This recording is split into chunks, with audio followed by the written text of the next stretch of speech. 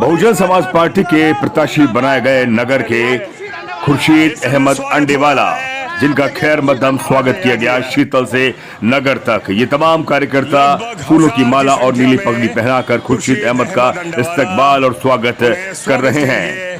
वहीं मांदलका गांव में मेव महापंचायत की गई, जिसमें वाजिब अली के खिलाफ खिलाफत की गई और साथ ही खुर्शीद अहमद को एक बड़ा जन समर्थन दिया गया।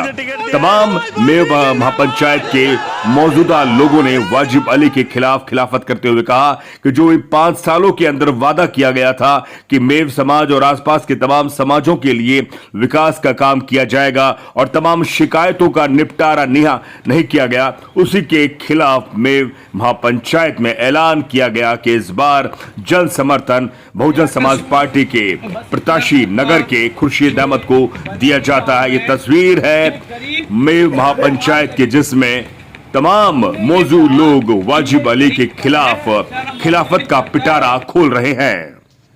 आप इसकी कुछ मदद कर दो। सिर्फ ये कहा था, 4-5 दिन तक तो हमारी बात पर कोई ध्यान नहीं दिया गया।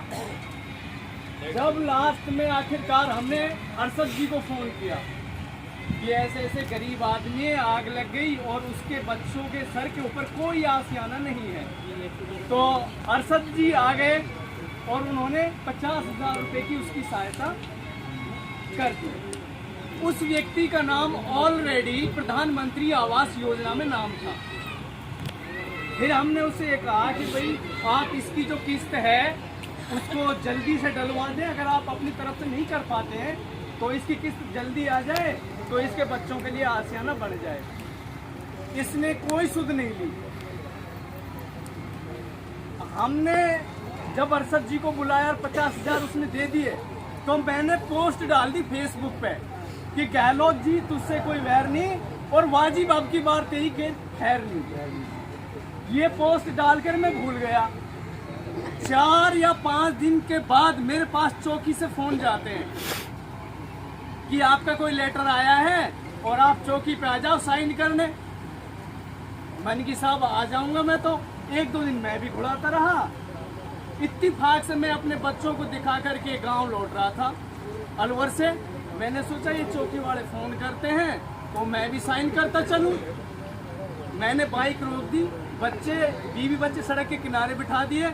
मैंने कहा भाई अपने लाओ, किस पे साइन कराने हैं भाई, क्या है बात है आपकी। उन्होंने कहा कि भाई आपका जो कागज है वो हमने शीघ्र भेज दिया, 5 मिनट में लाते हैं उस कागज को।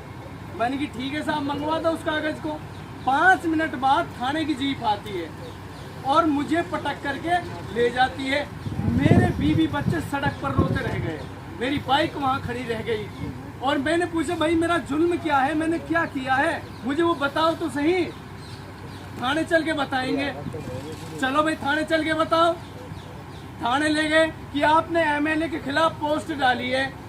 मन की क्या पोस्ट डाली है कि गहलोत जी तुझसे वैर नहीं, वाजिब अब की तेरी खैर नहीं। मन की भाई ये तो स्लोगन है, हमने दुखी होकर के डाली है, हमने इसको जनप्रतिनिधि चुना है।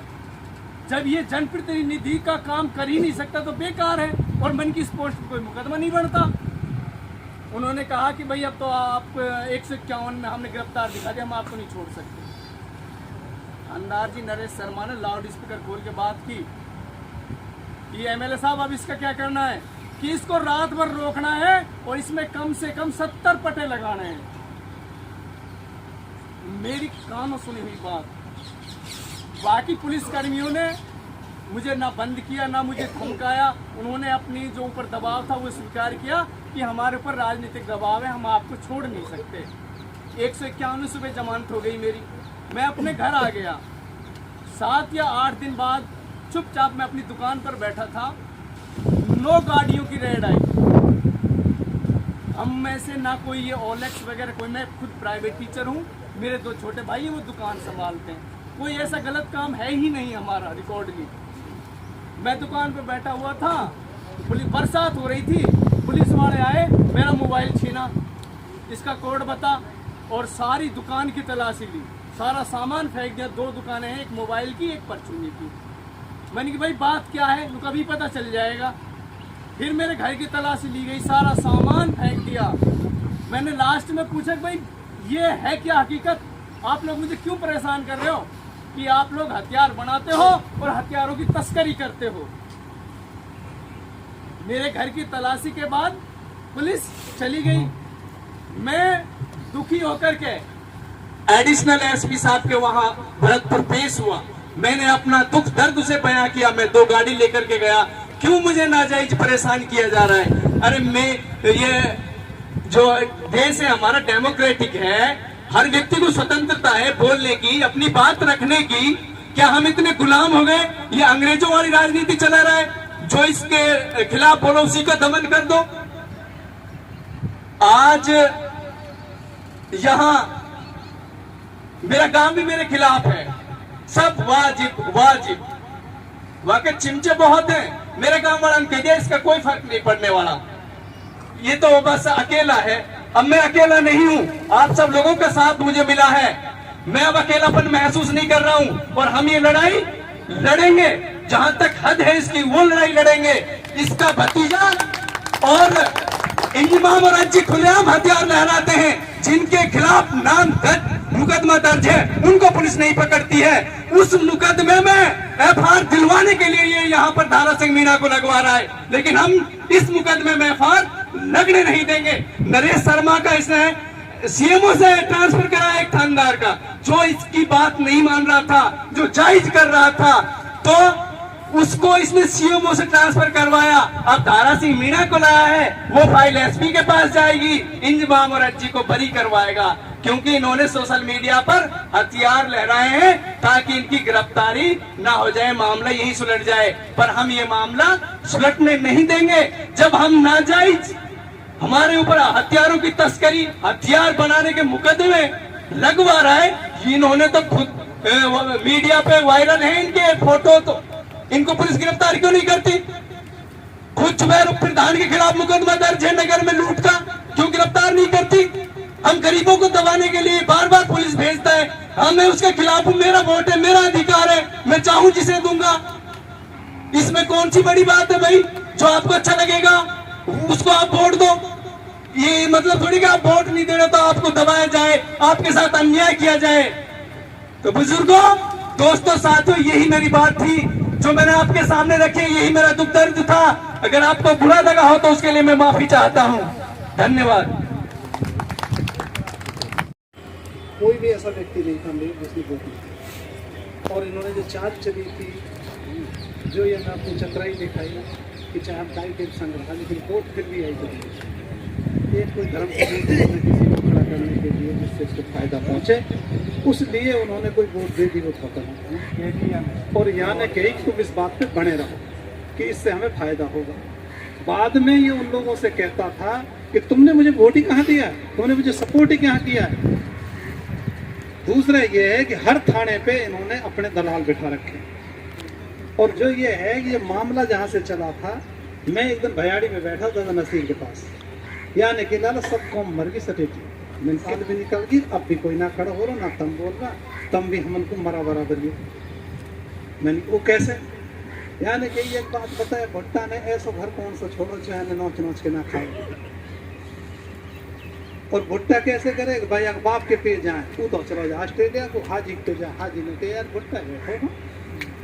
ऐसी भुट्टी जन ढेर शाम तक कितनी डोलें कहाँ चली गई, कहाँ करती गई। लेकिन उन्होंने इनका जो शोषण और दबाव बनाया पब्लिक के ऊपर। आज भी लोगों से ये कहा गया है, कल रात को पंचायत जुड़ के बल्ला ऐसा हो कि हमन सो मत कहिए तैयार ऊपर ढेर ही दबस पड़ेगी भाई। और तो तुम सभी कर रहे हैं, सब उनका बालक कर रहा है, 10%, 2%, 4% रह रहा हूँ तो बात लगे भाई। अब वहाँ की स्थिति ये है कि वो सब कह रहा था आचार संहिता लग गई, तेने गलत मीटिंग जोड़ दी, आचार संहिता लग जाते तो जब तू यहाँ जोड़ तो ये गलत मीटिंग कर दी, गलत टाइम पे मैंने अब के छोटी कर लेना, फिर बड़ी कर लेना। अभी तो गल्ला महीना पड़ा है मैंने, ये कोई जरूर थोड़ी आज ही हमारे यहाँ कोई हो जाएगा। तो इसलिए हम सब लोगों ने ये मिल करके आप लोगों को सबको कष्ट दिया है। ऐसी दलालगिरी शायद मेरे ख्याल में हरियाणा में तो हो गई दलालगिरी। और अनीता को शायद तुमने आज तक कहीं भी मेयर ने फटी वोट ना दी और ना त्योहार पे वोट मांगने को आई, लेकिन उसने हमारी औरतों को कभी नहीं उठने दी। हम चला भी गया, कोई बात नहीं हुई। हम कई बार पुलिस आ गई, खाट पीढ़ी ने तोड़ जा गई। हम आज जा कह मैंने मैडम उनके तो वोट तो देना, मैंने देना भी नहीं आगे तो करना कि ना करना, मैं तो मजबूरी में करूँगा। करती थी लेकिन औरतें नहीं रुकने दी। एक दलाल नहीं बिठाया उन्होंने 10 साल के पीरियड। इसने 5 साल में जो ये कहता मैं अरबपति बेटा हूँ, अरबपति कहीं को बेचो रंडी पे पैसा हो जो वैसे धेरे सांता चूथड़े ने पिटवा दे। इकाई का वैसे जिसका बाप 5-5 हजार रुपए रिश्वत लेता हो, 5,000 रुपए की रिश्वत लेता हो जिसका बाप, और वो कहता मैं अरबपति। सही है, गांव ठेकड़ी है और मैं मदरसे का संचालक हूँ और मदरसा है तकरीबन आज 12-13 साल हो गए। तो मदरसा जो है हमारे पूरे गांव पंचायत में इकट्ठा होकर के एक राय मशवरा होकर के सारे गांव पंचायत ने मुझे उसका जिम्मेदार बना दिया और सारे हमारे हिंदू मुसलमान भाई ने सब ने जो है सरपंच के लेटर पैड पर मुझे लिखकर और महजरनामा बना के दे दिया, भाई आप इसके जिम्मेदार हो। उसके बाद क्या होता है जी, 10 साल गुजर गए तो हमारे वाजिब भाई MLA साहब बने। उसके बाद जो उसके चिमचे हैं उनके कहने पर उन्होंने जो है मदरसे के ऊपर और मेरे ऊपर मुकदमा दर्ज करा दिया। किस कारण कराया, क्यों कराया, कोई किसी का उस ज़मीन में उस जगह में कोई लेना देना नहीं था। वो जगह गवर्नमेंट की जगह थी। तो उसका हमने जो है कुछ कागज़ी कार्रवाई करते हुए हम उसका रजिस्ट्रेशन भी करा लिया और उसमें सारी जो कार्रवाई करते हुए कोई ऐसी दिक्कत परेशानी नहीं थी, कोई प्रशासन की, कोई किसी की भी। लेकिन जब ये आया है इनके चिमचों के कहने के बावजूद तब जो है इन्होंने मदरसे पर जो है केस किया। तो उसके बावजूद फिर इन्होंने बार बार मुझे परेशान किया है। आखिर फिर जो है मैंने परेशान हाल होकर अपने इलाके के जिम्मेदारों को इकट्ठा किया, सबकी राय मशवरा किया। तो सब ने मुझे राय मशवरा दिया कि भाई इससे कहते हैं हम चल करें। तो जितने भी मेरे मिलने वाले थे आजू बाजू इलाके के लोग, सब के अंदर उस जगह का दर्द था कि भाई ये मदरसा है, हमारा है और हम सबका है, पूरी कौम का है, पूरी समाज का है। सब ने इसे जाकर कहा, एक भाईबंदी तौर पर तरीके से समझाया भी, कहा भी, सुना भी, लेकिन कोई बात का तवज्जो नहीं दिया। उसके बाद हम 10 आदमी जो है जयपुर गए, गाड़ी लेकर के गए, जिम्मेदारान आदमी, मौजूदा आदमी। तो वहाँ गए, इनसे जाकर के वहाँ बातचीत हुई तो इन्होंने स्पष्ट कह दिया कि मदरसा तो हटेगा। क्या इन मौलानाओं ने जगह जगह धुआं उठा रखा है। इन्होंने जलालपुर में मदरसा बना रखा है, 2 बीघा जगह है मदरसे की, वहाँ 20 बीघा जगह रोक रखी है, उधर लौंढाल में रोक रखी है, खोरी में रोक रखी है। इन मौलाना ने जगह जगह धुआं उठा रखा है, सरकारी भूमि पर कब्जा कर रखे हैं। तो फिर इससे एक हमारे भाई साहब थे मिलने वाले, वो हमारे साथ में थे, उन्होंने जवाब दिया कि जी भाई साहब आपने जो जवाब दिया है किस अंदाज से दिया है कि हम आपको क्या कुछ समझते थे कि आप कौम के नुमाइंदे हो, जिम्मेदार हो, और माशाअल्लाह अल्लाह ने आपको सब कुछ समझ बूझ दी है, लेकिन आपने ये जबान से लफ्ज़ निकाला है, किस तरह से निकाला है, क्या वजह है इसकी? कि आप मुझे ये बताइए। वो हमारे मिलने वाला भाई था वह भुसावर का, कि मुझे यहाँ इस इलाके में मेवात के खित्ते में आते आते बहुत साल हो गए, लेकिन जो हमारे निहाव, जलालपुर, बुरजा खोरी के अंदर कितने मंदिर गुरुद्वारे बने हुए हैं, लेकिन आज तक आपने कोई ऐसी आवाज़ नहीं उठाई। ये क्या वजह है? भाई वो भी तो मालिक के घर हैं, मदरसे भी मालिक के घर हैं, वो भी गवर्नमेंट की जगह है, ऐसी क्या वजह है? तो बहरहाल उन्होंने कहा क्या तुम मुझसे वकालत करने आए हो क्या? तो बहरहाल वहाँ से उन्होंने साफ जवाब दे दिया कि जी मदरसा तो हटेगा। बहरहाल हम वहाँ से हिरासा होकर आ गए। उसके बाद जो हमने अपनी कानूनी कार्रवाई करी तो उसमें हमें कुछ कामयाबी मिली। तो अब अल्हम्दुलिल्लाह मदरसा कायम है, बच्चे पढ़ रहे हैं, मदरसा गवर्नमेंट रजिस्ट्रेशन है, सारे कागजात मौजूद हैं। फिर भी उसके बावजूद बार बार परेशान करता है, बार बार एप्लीकेशन लगाता है और फिर जो है उसमें तरह तरह से जो है हमें परेशान कर रहा है। वो जो चंद लोग ऐसे हैं जो उसके चिमचे बने हुए हैं, जो ना वो लोग जो तरह तरह के जो लोगों को परेशान कर रहे हैं। कोई थाना की दलाली कर रहा है, कोई हॉस्पिटल में दलाली कर रहा है, कोई गरीबों को किसी तरह से परेशान कर रहा है। उन लोगों को जो इन्होंने बढ़ावा दे रखा है। अस्सलाम वालेकुम। 14 में पढ़ा है ना गोविंदगढ़ में, वह बच्चा कर रखा है उन पर 800 महीना पे 1000 महीना पे मूलभूत सुविधावादी शिक्षा है। अब जैसे हमारे टोडा है, उड़की है, कोई है, या तो मैथमेटिक का और वहाँ का केमिस्ट्री का विज्ञान का ऐसा टीचर होना चाहिए जो हमारे बच्चे डॉक्टर बने, इंजीनियर बने, वही आर्ट का बनना है। ये है मूलभूत सुविधा नहीं है। दूसरी मूलभूत सुविधा में है चिकित्सा। आज ही कहे मैंने इतना करोड़ रुपया हॉस्पिटल लगा दिया, भाई सीकरी मेवात को एक है वहाँ मैं तो पहले भी यहाँ था, अगर मैं तो डॉक्टर कोई भी एमडी डॉक्टर नहीं है, कोई एमएस डॉक्टर नहीं है, फिजिशियन डॉक्टर कोई नहीं है, वही एमबीबीएस बैठा है, पर्ची लिख दें। मूलभूत सुविधा में है एक चिकित्सा है। चौथा है मूलभूत सुविधा में तीसरा सड़क। सड़क में आप अब बारिश ना हो तो दूसरी बात है, नहीं तो कोई भी काम में मोटरसाइकिल से जाओ, अगर लगता है बच्चा के चलो जाए पढ़ाने जमाज पढ़ने, बदल के ही पड़ेगा, खींच नहीं मिटेगा उनकी। भाई एसडीएम ऑफिस ये माता काम का फर्क पड़ो, सिटी में एसडीएम ऑफिस। अब वो यह है कि है मोदी से ने अक्सर ने कहा विकास कराया है, साले उधर देख पाकिस्तान का अपराधी की वजह से, अब वो चुप यार पाकिस्तान का अपराध है। अभी कि भाई फलानी हमने ऑफिस खुलवा दी, फलानी, इनमें कोई भी गुना है।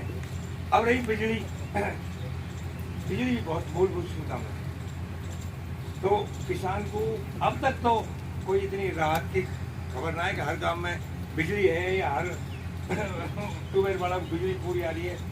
अगर 6 घंटा कह दिए तो वही 4 घंटा मिली अब तक तो आगे की वही निकलना मानेंगे। तो ये 4 चीज मूलभूत सुविधा में कोई मूलभूत सुविधा नहीं है। अगर सीकरी में एटीएम ऑफिस खुल गो तो कामान के पास कहा पड़ी है, सीकरी में पंचायत समिति खुल गई, भाई ये तो चौक में जाकर हमने पहले वकील साहब है ना अपने जाकिर वहाँ नहीं कही कि पहले तू तहसील में मिला इन 4-5 पंचायतों में सीकरी में, और जब पंचायत समिति मिला अब इनको कहा है अब तहसील में देख लूंगा क्या करेगा, पंचायत समिति में सीकरी मूलभूत सुविधा तो ना रही। अब बात भ्रष्टाचारी पे, यकीन करो आप में कोई यह बात पर झगड़ो ना हुई हमारो के हमारी थाना में चले, हमारी वहाँ में चले, हम पे शिकायत जैसे कोई आए हो कि यार मैंने एक थप्पड़ मारो 3-7 बन गई मेरी थप्पड़ की 3-7 2.5 लाख पड़े हैं। हाजी ने हम बस फराजी कितना पैसा ले लिया, कितना पैसा ले लिया, हम हाजी जी की कभी ना कही देख भाई हमने तो जानम जी तो जानम कह दी भाई देख दादा हम तेरा बाप सुना कहेंगे कोई काम की कभी तो कहेंगे हमसे तो छोटे भतीजे तो हम जो कहें तो सुनेंगे, हम तो काम कहेंगे। हमने शिकायत करी देख तेरे बाप बात पैसे ले लिया, बात पैसे ले लिया, बात तुम यही वजह से एमएलए बनाओ कि पैसे इस तरीके से बना है ये भी हमें पता है। आज जो ये है जब तुम इसका साथ दोगे तो अपने आप भाई से भाई जुड़ता चला जाएगा, चैन से चैन बढ़ेगी। अगर तुम निर्णय नहीं लेते हो तो फिर तुम ये चीज़ मानने कि तुम आज खत्म करके जा रहे हो, तुम्हारी आगे चैन नहीं बनेगी। तुम निर्णय या लोगे, हम निर्णय दूसरा लेंगे। इसके पीछे क्या है कि कांग्रेस ने मना कर दिया, चौधरी साहब आपको पता ही सब चीज़ कि टिकट नहीं मिल रहा तुम्हारा। वो अगला आदमी ये कह रहा है, हमारा भी आदमी लग रहा अब भी बैठा उसके पास वही, तो वो ये कह रहा है कि मेरे अलावा मैं नहीं चाहता कि दूसरा मेरे एमएलए बने, लिस्ट में नाम ही नहीं जुड़ना चाहिए मेरे अलावा, और जुड़ेगा भी नहीं। ये आज अगर तुम निर्णय नहीं करते हो तो आगे कभी जिंदगी में एक जगह वोट नहीं गिरेगा। देखो ऐसा नहीं, अगर तुम उसको करते हो तो परसों उसकी रैली है, तुम ऐसे बैठे रहे हो, परसों तुम बैठे रहे हो भाई आज आप बाद में जुड़ना चाहे वो आदमी बाद में आज ही कर ले, आज ही कर मन जैसे परसों 3-4 दिन हाँ रैली है उसकी तारीख, अगर तुम नहीं जोड़ोगे तो रैली कैसे होगी उसकी? आज ही भाई मन को जो बनेगा, आज मन बन जाए मन बनेगा, इससे तो नुकसान होगा लंबा नुकसान होगा। हाँ अगर आज दिलों में फर्क ही रह जाएगा, हाँ, जाने के बाद तो कुछ नहीं है। यहाँ से जाकर के फिर निर्णय ये होगा कुछ भी ना यार ऐसे होगा और कैसे चलाया, इसको तो वो चाह रहे हैं भाई है तो सही, ये थोड़ी तुम्हारे यहाँ तो से लेकर गुलपाड़ा जाके चौसा और वहाँ से हम ये चाह रहे हैं जी कि खुर्शीद को बुलाया जाए और उसको समर्थन दिया। अगर सब बहन राजी हो और इसी से फायदा है और इसी से लंबा फायदा है, क्यों मैसेज जाएगा उसको। वानिक पंचायत जोड़ रहा है वाली वाली ने भी कुछ आदमी रोक रखे हैं, वो भी अपनी तिरड़मबाजी लगा रहा है, बिगाड़ना चाह रहा है इसको। तो हम तो हाथ जोड़ के सब भाई से आके हैं खुर्शीद भाई को बुलाया जाए और उसको समर्थन दिया जाए, आगे अल्लाह मारे दुआ करो, मेहनत करें। हाजी जी, हाजी जी एक बात सुनो, हाजी जी एक बात सुनो, कह रहे हो अरशद के मैदानों में कोई ना मारने के कोई सो लिया है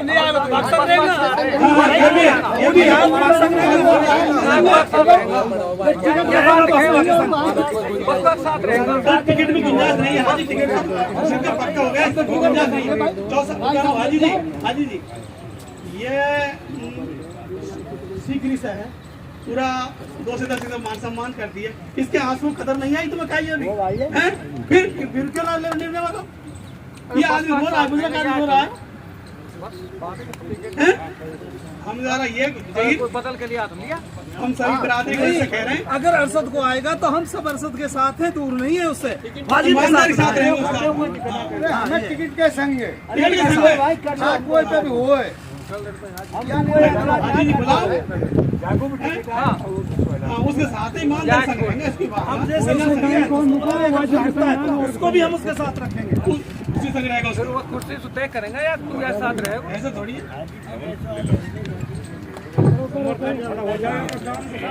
देखो सभी छोटे बड़े भाइयों से गुजारिश है